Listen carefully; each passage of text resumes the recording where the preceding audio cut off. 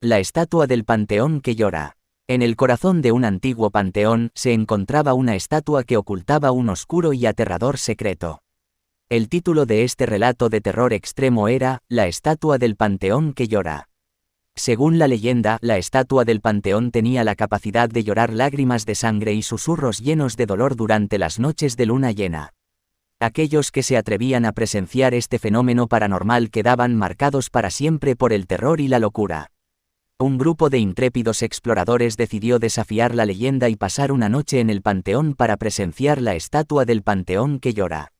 Armados con cámaras y linternas, se adentraron en la oscuridad de la noche, sintiendo un escalofrío en su espina dorsal mientras se acercaban a la estatua. Al llegar frente a la estatua, la atmósfera se volvió densa y opresiva.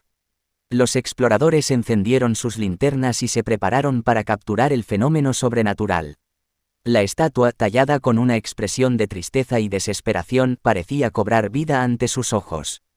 De repente, los ojos de la estatua se llenaron de lágrimas rojas como la sangre que comenzaron a fluir por su rostro de piedra. Los susurros angustiados llenaron el aire mientras la estatua parecía revivir los tormentos y sufrimientos de aquellos que habían sido enterrados en el panteón. Los exploradores quedaron petrificados de terror. La presencia maligna de la estatua los envolvía, llenando sus mentes de imágenes horripilantes y susurros incomprensibles. La locura amenazaba con apoderarse de ellos mientras luchaban por mantener la cordura. Desesperados por escapar de la horrorosa influencia de la estatua, los exploradores intentaron huir. Pero el panteón parecía haberse convertido en un laberinto oscuro y sin fin que los atrapaba en su pesadilla.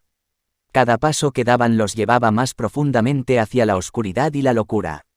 La noche parecía interminable mientras los exploradores luchaban por su vida y su cordura. Finalmente, exhaustos y al borde del colapso, encontraron una salida y escaparon del panteón, dejando atrás la estatua que llora y sus horrores. La historia de La estatua del Panteón que llora es un recordatorio escalofriante de que algunos secretos oscuros deben permanecer ocultos y que no debemos desafiar los límites de lo sobrenatural. Nos enseña que hay fuerzas más allá de nuestra comprensión que pueden desencadenar el terror y la locura en nuestras vidas.